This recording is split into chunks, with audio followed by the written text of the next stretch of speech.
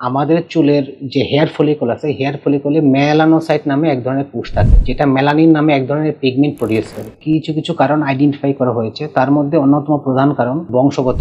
আমাদের stress free life lead করতে হবে, পর্যাপ্ত পরিমাণ পানি খেতে হবে।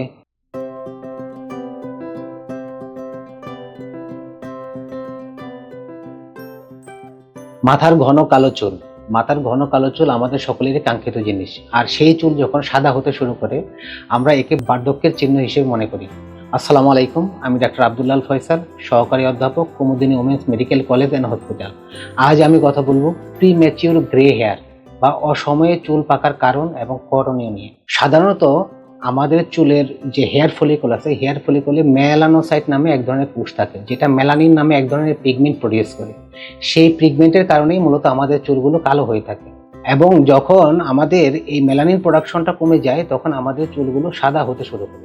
সাধারণত আমাদের 35 থেকে 40 বছরের পরে থেকে আমাদের চুলগুলো সাদা হয়ে থাকে, আর এই চুল যখন 20 বছরের আগে 5-এর অধিক আমাদের মাথার চুল সাদা হতে শুরু করে আমরা একে প্রিম্যাচিউর গ্রে হেয়ার বা অসময়ে চুল পাকা আমরা বলি। প্রিম্যাচিউর গ্রে হেয়ারের এখনো পুরোপুরি কারণ জানা যায়নি, তবে কিছু কিছু কারণ আইডেন্টিফাই করা হয়েছে, তার মধ্যে অন্যতম প্রধান কারণ বংশগত।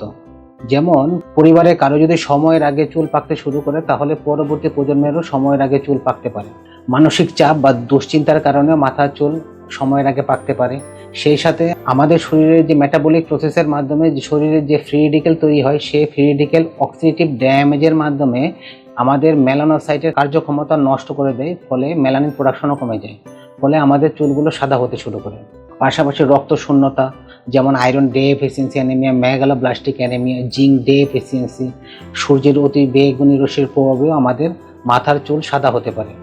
এখন এর থেকে বাঁচার জন্য আমাদের কিছু কিছু জিনিস মেনে চলতে হবে, যেমন আমাদের স্ট্রেস ফ্রি লাইফ লিড করতে হবে, পর্যাপ্ত পরিমাণ পানি খেতে হবে। আমরা বাইরে যখন বের হব তখন আমরা মাথায় ক্যাপ ব্যবহার করতে পারি, ছাতা ব্যবহার করতে পারি, স্কার্ফ ব্যবহার করতে পারি, এবং আমাদের দৈনন্দিন জীবনে খাদ্য তালিকায় যেসব খাবারগুলো আমাদের মেলানিন প্রোডাকশনে সহায়তা করে সেইগুলো রাখাটা খুব জরুরি।